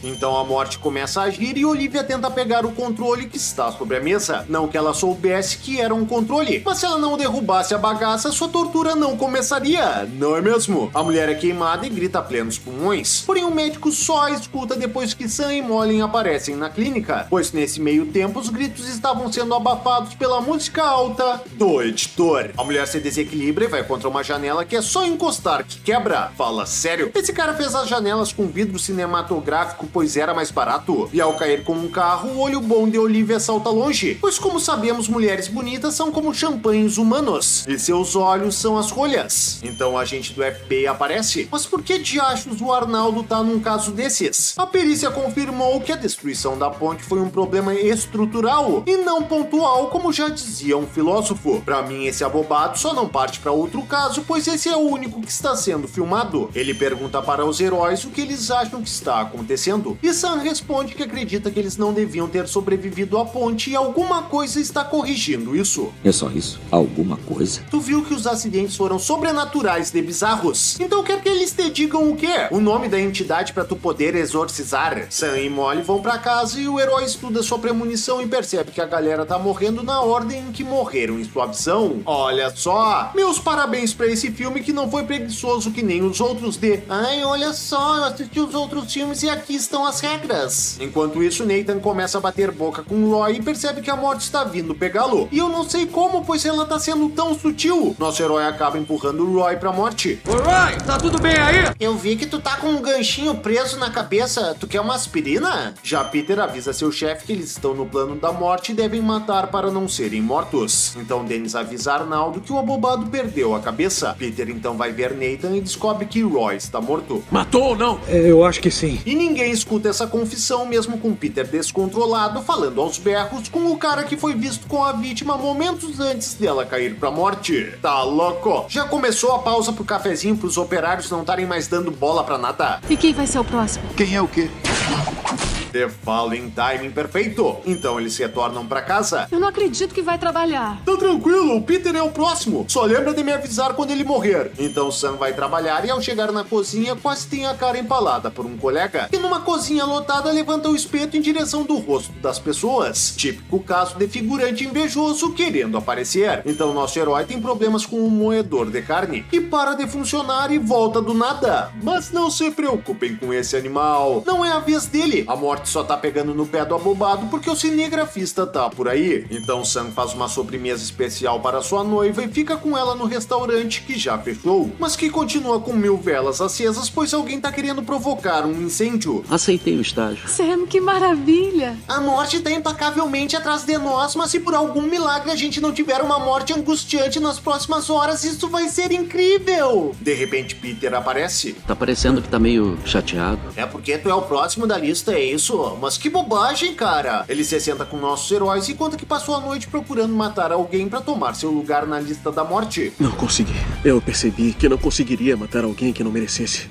Se nenhum de nós merece morrer, por que você merece viver mole? Ah, não força a amizade, filme. Ele poderia usar essa lógica pra qualquer um dos estranhos que atravessaram o seu caminho. Ele só tá indo atrás da Molly, pois matar figurante não gera holofotes. Stan atira a mesa pra cima do abobado e sai correndo com a namorada. Repetindo, tiroteio, manda reforço. Mas esse agente do FBI não tem descanso, hein? Se ele trabalha assim pra casos que nem são casos, imagina quando ele tem um caso mesmo. De volta a Moliana, ela se esconde enquanto Peter enfrenta Sam. Vai ter que me matar primeiro. Não me ajuda em nada. A morte também tá atrás de você. Eu não quero matar ninguém, Sam. Mas acabou de fazer graça sobre matar o Sam. Acho que tu tá pegando gosto pela ideia. O vilão então acerta uma coronhada no herói. Fica tranquila, amor. Eu não matei ele, porque a morte vai fazer isso por mim. É, mas tu continua sendo o primeiro da lista, cara. Tu tá te expondo tanto porque acha que a morte tá te dando uma trégua. De repente, Molly é surpreendida pelo agente Arnaldo. Tá ferida? O que tá acontecendo? Arnaldo escuta os tiros, mas fica completamente de guarda baixa só porque encontrou a mulher. Fala sério? Tava confiante que o vilão não seria covarde de atirar em um homem de óculos? Então Peter mata o abobado e decide matar Molly por ela ter testemunhado.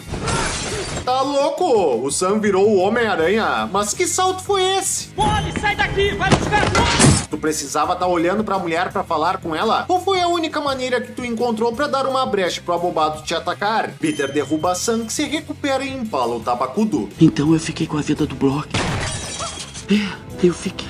Então não precisa nem a gente se preocupar em sair da mira dessa arma. Somos imortais agora. 2 semanas se passam e eles pegam um avião pra Paris. Já que explicar pras autoridades a morte de um agente federal e de um amigo é um galho fraco quando seu advogado é o editor. Você deixa eu ficar na janela? Jura que vai me deixar no corredor? Eu tenho o dobro da sua altura. Então pra ti o corredor realmente é melhor, já que tu pode deixar uma perna no corredor. Mas será que foi isso mesmo que tu disse? Me mostra o original. Are you kidding me? You're gonna make me sit in the middle seat? Ah, ele não queria o assento do meio, pra não ficar espremido entre 2 pessoas. A dublagem que não conferiu direito o bilhete dele, mas... E quem disse que isso é problema meu? Então o filme brilhantemente mostra Alex sendo escoltado pra fora do avião enquanto manda as pessoas saírem. Porém, Sam não dá bola pra esse aviso. Pois o quê? O cara teve uma premonição também? Agora todo mundo é especial? Que bobagem é essa? O avião explode e uma roda voa longe. Enquanto isso, Nathan tá num bar em uma homenagem pra Roy, quando Ronnie Von aparece pra puxar papo. Fizeram uma necropsia no Roy por causa do seguro. Acontece que descobriram que ele tinha um aneurisma enorme no cérebro, pronto pra se romper. Mas por que o legista compartilharia isso contigo? Ah, claro! Pra tu nos deixar com uma pulga atrás da orelha de que essa história de roubar os anos de uma pessoa não seja uma completa lorota. Que ardiloso! Então a roda do avião cai em cima de Nathan. Fim.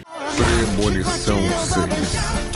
Laços de sangue. O filme começa com Januário levando Iris pra jantar num restaurante que, se tu vai com menos de 500 pila, tu acaba tendo que lavar os pratos. Não vão entrar? Podem vir, cabe mais 2. A placa diz apenas 8 pessoas e já tem 11. Mas se o ascensorista não sabe contar, não vale. Eu acho. Nossos heróis sobem e, ao chegarem ao restaurante, o velho Antanário não os deixa ficar alegando que o nome deles não está na lista. Fala sério? Por que tu não fica no primeiro andar? O jantar é pago, mas o passeio de elevador é por conta da casa? Oh, senhor Fowler, é um prazer tê-lo conosco. Temos uma mesa perfeita para o senhor. E o velho recepcionista também é o responsável por indicar a mesa de cada um. Os donos do empreendimento gastaram o dinheiro todo na torre e acabaram ficando sem poder contratar mais funcionários. Quem diria? Januário e Iris entram na festa de qualquer jeito, mas a guria começa a passar mal. Você tá de quanto tempo? O quê? Da gravidez. Só gravidez causa enjoo. Você não sabia disso? Eu ainda não contei pro meu namorado. Ele ama você? Não há nada mais comum do que abrir o coração pra uma pessoa que você acabou de cumprimentar pela primeira vez na vida. Essas daí, quando vão ao psicólogo, nem esperam sentar no divã pra contar seus problemas. Então o namorado da mulher aparece. Vem comigo, vamos pegar um ar fresco. Como eu acabei de perceber que você tem medo de altura, eu pensei, bom, por que não pedi-la em casamento num lugar ainda mais alto? Se o casamento acabar se tornando uma M, ela não vai poder dizer que não houve houve sinais. Já Enzo arremessa uma moeda da torre, a bagaça fica presa num duto de ventilação e enquanto isso um grupo dança em cima de um piso de vidro e vão descendo até o chão. Mas mesmo assim ninguém percebe as rachaduras enormes se formando. Será que estão achando que é só um efeito que nem aquele da ponte chinesa? De repente uma galera despenca, a confusão começa. Um cozinheiro derruba uma frigideira em chamas em uma mulher e ela imediatamente vira o tocha humana. Ela deve ter exagerado no perfume à base de álcool. Vai saber. Uma explosão começa a desmoronar com o prédio, as escadas ficam inacessíveis e o ascensorista Rubens Mar manda todos pro elevador. Licença, senhora, eu tenho que ficar perto do painel. Eu sei que tu valoriza teu trabalho, Rubens, mas eu acho que nessa hora ninguém vai se importar de apertar no botão por ti. Geral acaba morrendo, a Iris também vai pras cucuias e nós descobrimos que tudo foi um sonho de Stephanie, que está nos dias de hoje. A guria corre pra casa de seu pai e começa a vasculhar o lugar atrás de informações de Iris. Eu preciso encontrar a mãe da mamãe, a Iris. Eu acho que teu pai sabe que a mãe da tua mãe é a Iris. E nós também. Tu não precisa ficar repetindo a mesma informação a cada 2 minutos. A gente dorme a cada 10. Ainda não perdemos nada. Então a guria decide ir com o irmão dela visitar seus primos. Porém seu pai a alerta para não falar com o tio Hermanoteu sobre a mãe dele. Sabendo disso, aposto que a guria vai ir pelas beiradas antes de mencionar a velha. Eu vim aqui para falar com você sobre a sua mãe.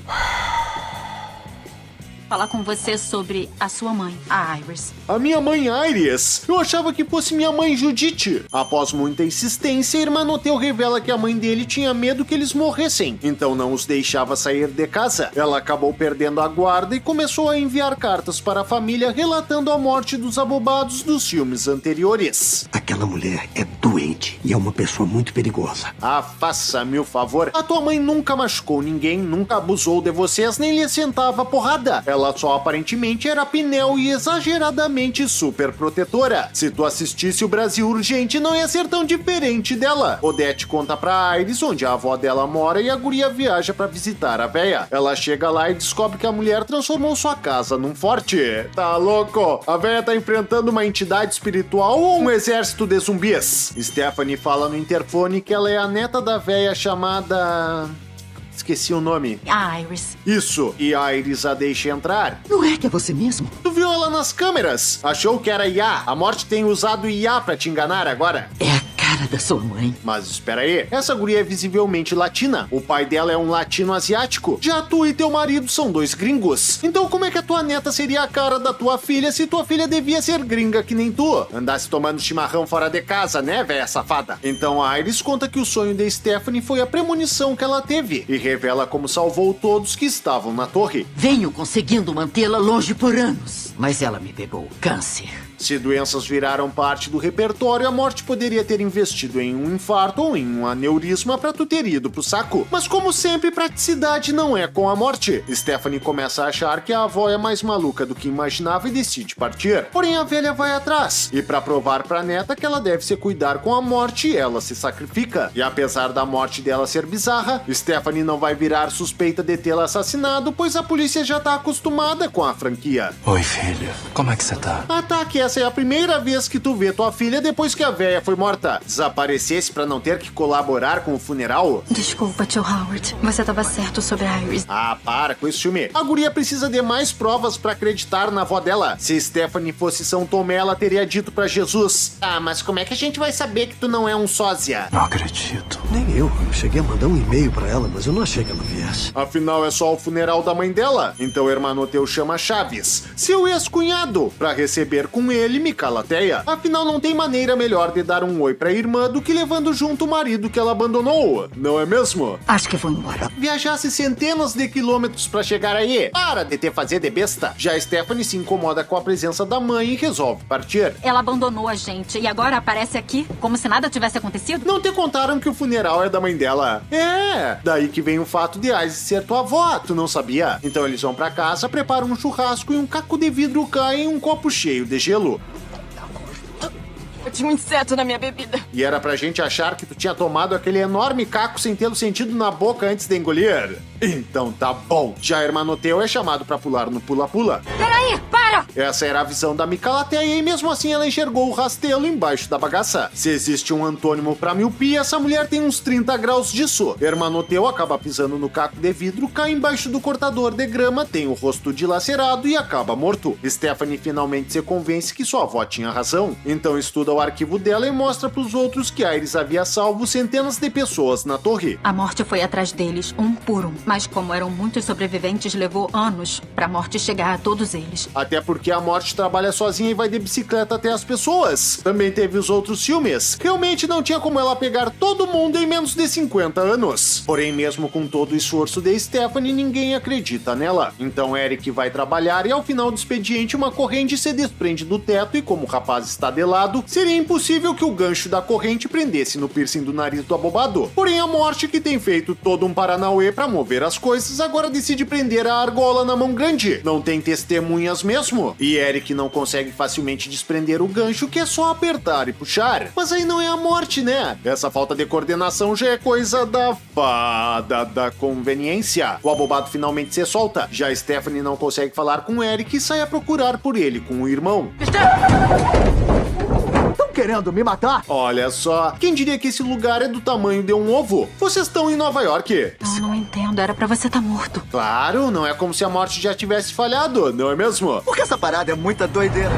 O motorista viu um abobado caminhando de costas para o meio da rua e pensou, vou dar um cagaço. E se acabar atropelando mesmo, azar. Stephanie fala pra Eric ter cuidado com o caminhão de lixo. Porém, é Zuleide que acaba sendo pega no plano da morte. Nossos heróis tentam parar o caminhão, mas o motorista não os escuta, pois está com o fone mexendo no celular. Fala sério. Até agora o maior desafio da morte não foi matar um protagonista, mas sim manter esse abobado empregado. Calma, você não é a próxima. Tu ter levado uma bolada que derrubou numa lixeira que foi imediatamente içada pelo caminhão de lixo foi só um acidente mesmo. A guria é esmagada, porém Stephanie só grita quando vê o braço da prima, pois como a Zuleide não tinha cérebro, Stephanie imaginou que ela conseguiria viver sem a cabeça. Agora sem o braço é mais difícil. A família se reúne, tirando Stephanie, os outros não parecem tão abalados. Zuleide não era muito querida pelos irmãos, pelo visto. Stephanie, você só errou a ordem porque tem uma coisa que você não sabe. O Eric não é filho biológico do Howard. E a morte só tentou matar ele primeiro porque não sabia que eu era uma vagabunda. Mas ela deve ter visto o teste de DNA a tempo. Você previu exatamente o que ia acontecer. Isso é verdade? Você não vai incentivar isso. 3 mortes bizarras ocorreram em sequência, com membros da mesma família. Mas Chaves ainda não aceita que possa haver algo de sobrenatural acontecendo, pois ele tem que se destacar de alguma forma dos outros figurantes. Eu tô implorando pra você não traumatizar nossos filhos de novo. 3 familiares deles acabaram de morrer de formas bizarras na frente deles. Tu acha que tem como ficar mais traumatizante? Então eles decidem sair pra encontrar o tal do JB mencionado no livro da avó. E Eric se dá conta de livrar o motorhome de pasta de amendoim da qual seu irmão caçula é alérgico. Seu irmãozão, Eric. Otário. A irmã acabou de morrer e Rogerinho é o próximo. Mas claro que ainda temos ânimos pra esse tipo de brincadeira. Por que não? Então eles partem. Charles fala que Chaves tá ligando e Stephanie recomenda que ele diga pro pai que eles foram apenas passear com a mãe. Ele não vai acreditar. Pelo menos a gente vai ganhar mais tempo. Ganhar tempo do quê? Então eles chegam ao hospital e entram sem problemas na sala de autópsias. Olha só, eu não sabia que nos States tu podia reunir a família pra assistir um corpo ser desmembrado. Mesmo assim eu vou deixar esse passeio de fora a próxima vez que for aos Estados Unidos. Então nossos heróis encontram William John Bloodworth da Silva Conveniente, que diz lamentar a morte de Iris. Como conheceu ela? Ela salvou a minha vida lá no Skyville. E tu guardou o trenzinho só pra esse momento? Tivesse uma premonição que daria uma transição legal. Então Stephanie pergunta como eles podem superar a morte. Matando ou então morrendo. Se você matar alguém, você recebe o tempo de vida que a pessoa ainda tiver. Mas como é que tu sabe disso? A única pessoa que tu conhece que enganou a morte foi a Kimberly, pois ela morreu e foi trazida de volta à vida. Não porque matou alguém, até porque Sam matou uma pessoa e morreu logo em seguida. Vai lá dizer isso pra ele. Agora, se você quer saber por que o fato de morrer e ser trazido de volta à vida fez com que Kimberly saísse da lista da morte, mas não fez com que Alex, que passou pela mesma experiência, saísse também. Problema seu. O filme não lhe deve explicação. Há anos as pessoas me procuram para ajudá-las. Mesmo não sabendo da minha história. Mas acontece que se de um lado tem a morte, do nosso tem a fada da conveniência. O fato é que todos vocês vão morrer. E depois disso, eu também vou. Então quer dizer que se tu trancar o Rogerinho numa sala, tu te torna imortal. Pelo jeito que Eric passou tirando tinta da morte nessas últimas horas, deve ser isso mesmo. Bloodworth avisa que vai tirar umas férias e mete o pé. Ele ajudou muito. Ajudou mesmo? Ele deu pra vocês duas formas de escaparem. Queria mais o quê? Que ele saísse na porrada com a morte de graça? Então Eric gratuitamente acusa Stephanie de estar desistindo de seu irmão e imediatamente decide matar Rogerinho para que os médicos possam ressuscitá-lo. Meu Deus, o cara não vai pensar nem por 5 minutos no assunto. Ele sempre quis matar o irmão e viu nisso uma ótima oportunidade. Ele pega uma barra de amendoim e leva o guri pra uma sala de ressonância que tá vazia, pois eles reservaram um hospital pra eles. Eu acho. Rogerinho é deixado sozinho e a máquina de ressonância liga do nada. Não, tá de boa. Eu sei que tu não tá acostumado com máquinas de ressonância, mas eu acho que todo mundo sabe que elas não ligam sozinhas. Então que mais dicas tu precisa que a morte tá preparando a tua cama? Eric volta e faz o irmão comer a barra. Então do nada Eric é sugado pela máquina de ressonância mais potente do mundo. Essa daí foi presente do Magneto, se eu não me engano. Eric é morto e Rogerinho vai logo depois pro saco. Por quê? O Eric morreu se ele não é da família da Iris. Simples, porque a morte olhou para suas próprias regras e colocou a Luca no talo. Então Stephanie deduz que a cabana de Iris é o lugar mais seguro pra onde eles podem ir. Ela só morreu porque ela saiu da cabana. Mas como é que a mulher fazia pra comer? Ela morava no meio do nada. Mesmo que tivesse delivery pro lado de lá, não sei se tu sabe, mas os motoboys se recusam a entrar em condomínios. Tu acha que algum ia passar por aquele portão tenebroso e levar a comida até a porta da casa dela? Eu acho que não. Então essa história dela nunca sair da casa é baita lorota. Micalateia decide se trancar na cabana da véia para que seus filhos fiquem seguros. E eles partem pra lá. Cuidado!